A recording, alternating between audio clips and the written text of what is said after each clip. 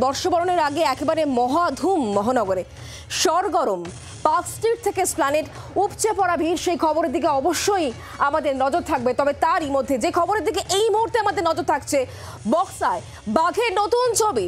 বর্ষ শেষে সকালে ক্যামেরাবন্দি হয়েছে রয়্যাল বেঙ্গল টাইগার। 31শে ডিসেম্বরের সকাল 10টায় ক্যামেরায় ধরা পড়েছে এই ছবি। দুদিন আগেই সামনে এসেছিল আরও একটি ছবি। নতুন বছরের মুখে খুশির হাওয়া বক্সায় বাঘের নতুন ছবি ধরা পড়েছে বর্ষ শেষের সকালে ক্যামেরাবন্দি রয়্যাল বেঙ্গল টাইগার। 31শে ডিসেম্বর সকাল 10টায় ক্যামেরায় ধরা পড়ে সেই ছবি। দুদিন আগে সামনে এসেছিল আরও একটি ছবি, আর বর্ষ শেষে সকালে যে ছবি ধরা পড়েছে সেই ছবি এই মুহূর্তে আপনারা দেখতে পাচ্ছেন, এক্সক্লুসিভ সেই ছবি। ক্যামেরাবন্দি রয়্যাল বেঙ্গল টাইগার 31শে ডিসেম্বর সকাল 10টায় ক্যামেরায় ধরা পড়ে এই ছবি। ডেপুটি এডিটর মৌপিয়া নন্দী এই মুহূর্তে আমাদের সঙ্গে রয়েছেন টেলিফোন লাইনে। মৌপিয়া, 31শে ডিসেম্বরের সকালে যে ছবি ধরা পড়ে সেই ছবি এক্সক্লুসিভ আমরা দেখাচ্ছি।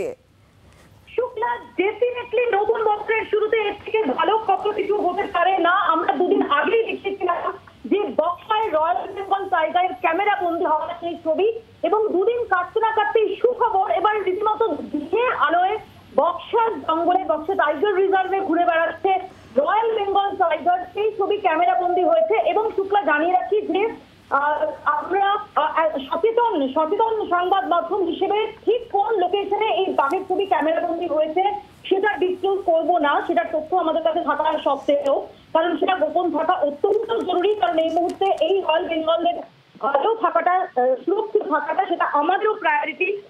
বন আধিকারিকদের সঙ্গে সঙ্গে দায়িত্বশীল সংবাদ মাধ্যম হিসেবে আমাদেরও প্রায়োরিটি। তাই লোকেশন আমরা ডিসক্লোজ করবো না।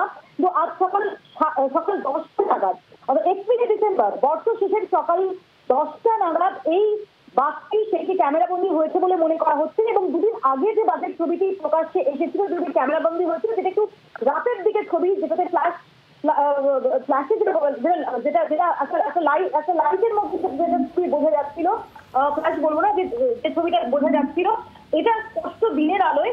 এবং এখনো পর্যন্ত নিশ্চিত হওয়া যাচ্ছে না দুটো একই বাঘ কিনা। তবে আজকে যে ছবিটি ধরা পড়েছে সেটি অন্য বাঘ, ভিন্ন বাঘ হওয়ার সম্ভাবনা প্রবল। এবং যদি সেটাই সত্যি হয়ে থাকে তাহলে অবশ্যই রীতিমতো দ্বিগুণ খুশি খবর। শুধুমাত্র ডিসেম্বরের শেষ দুটো দিনেই আমরা দেখতে পেলাম যে কিভাবে পরপর ক্যামেরাবন্দি বাঘের। আমি এটা অবশ্যই জানতে থাকবো তোমার কাছ থেকে, তবে তার আগে আমরা এই মুহূর্তে টেলিফোন লাইনে যোগাযোগ করতে পেরেছি। দেবল রায় আমাদের সঙ্গে রয়েছেন, চিফ ওয়াইল্ড লাইফ ওয়ার্ডেন আমাদের সঙ্গে রয়েছেন। মৌপিয়া দি, আপনার প্রশ্ন। দেবলবাবু, মৌপিয়া কথা বলছি আপনার সঙ্গে। দেবলবাবু, নিঃসন্দেহে অত্যন্ত খুশির খবর এবং অভিনন্দন। বর্ষ শেষের সকালেও এই রয়্যাল বেঙ্গল টাইগারটির ছবি ধরা পড়েছে, এবং আমরা দায়িত্বশীল সংবাদ মাধ্যম হিসেবে লোকেশন ডিসক্লোজ করছি না, কারণ আপনাদের মতো বাঘের সুরক্ষা সেটা আমাদেরও টপ প্রায়োরিটি। একটু যদি এই সম্পর্কে আমাদের জানান, এবং যদি এটা কতটা এনকারেজিং সেটা সম্পর্কে একটু জানান। নমস্কার। নিঃসন্দেহে এটা রাজ্যবাসীর কাছে খুব সুখের খবর।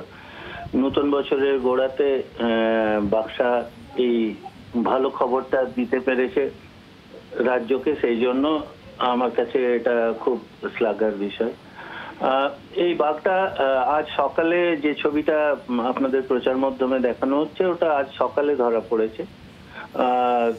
ছবিটা শুধুমাত্র বাঘেরই নয়, তার হ্যাবিটেটটাও খুব সুন্দরভাবে দেখা যাচ্ছে। অর্থাৎ খুব ভালোভাবে বোঝা যাচ্ছে যে বাঘটা তার সারাউন্ডিং এর সাথে খুব আনন্দের সঙ্গে বা খুব স্বচ্ছন্দে রয়েছে, এরকম একটা আমাদের আইডিয়া হয়েছে। আমাদের এখন হাতের সামনে যে মেন কাজটা, সেটা হচ্ছে যে ওটাকে সুরক্ষা দেওয়া। একটা বাঘ যখন নতুন হ্যাবিটেটে আসে তখন সে সেই জায়গাটাকে পুরোটাকে সার্ভে করে, দেখার চেষ্টা করে কোন জায়গাটাতে সে সেটেল করলে তার সবচেয়ে আরামদায়ক সিচুয়েশন হবে। এখন সেই পর্যায়টা চলছে, কাজে এর মুভমেন্ট খুব বেশি। এবং ধরুন রাতে শোয়ার জায়গাগুলো আমরা খুঁজে পাচ্ছি, আমাদের যে ট্র্যাকিং টিম তারা এটাকে ফলো করছে, এবং পুরো জায়গাটাকে স্যানিটাইজ করে দেওয়া হয়েছে যাতে কোনো মানুষের সাথে দেখা বা কোনো গৃহপালিত পশুর সাথে দেখা বা সংঘাত না হয়, সেটাই আমরা এই মুহূর্তে চেষ্টা করছি। তাকে তার স্বাচ্ছন্দ্য দেওয়ার চেষ্টা করছি। এবং এই ঘটনাটা একটা ফেজ থাকে, সেটা পার হয়ে গেলে তখন আমরা আশা করব সেটা কোনো একটা জায়গায় সেটেল করবে। দেববাবু, আপনাকে কি মনে হচ্ছে যে এর আগের দিন যে ছবিটা ধরা পড়েছে, যেটা আমরা একটু অন্ধকারে যে ছবিটা দেখেছিলাম, আর এটা একদম দিনের আলোর যে ছবি, অ্যাপারেন্টলি কি মনে হচ্ছে যে এই দুই বাঘ একই বাঘ হওয়ার সম্ভাবনা থাকছে কতটা, এবং আলাদা বাঘ হওয়ার সম্ভাবনা কতটা থাকছে?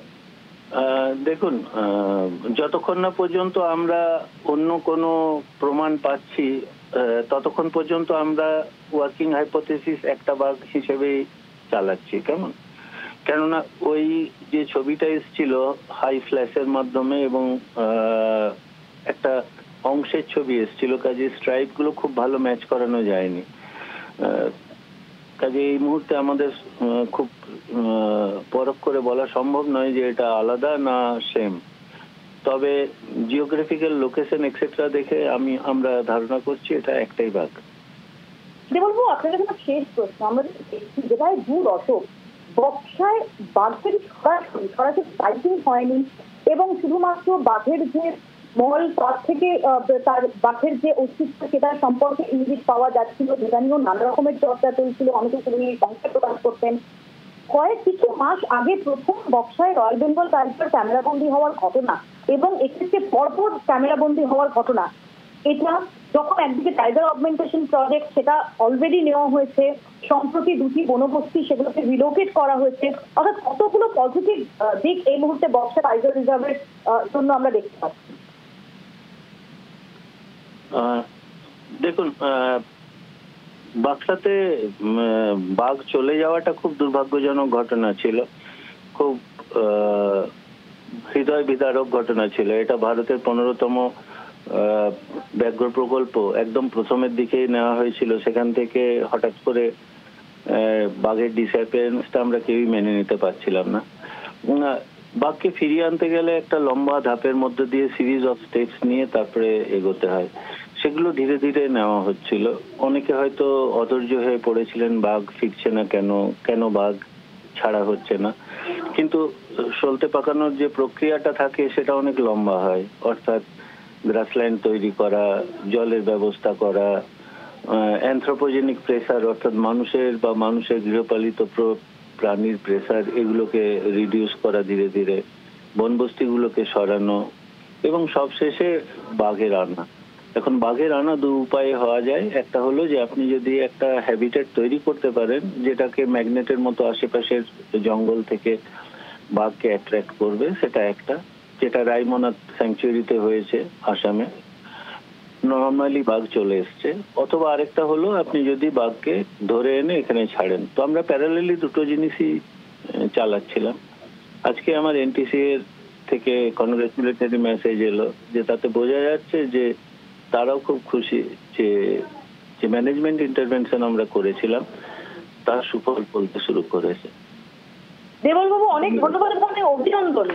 নিঃসন্দেহে আমরা এই বছরটা শেষ করছি, নতুন বছরে প্রবেশ করছি দুর্দান্ত একটা খবর নিয়ে। দেবলবাবু, অনেক অনেক ধন্যবাদ। বাংলার আওয়াজ, বাঙালির আবেগ, জি 24 ঘন্টা।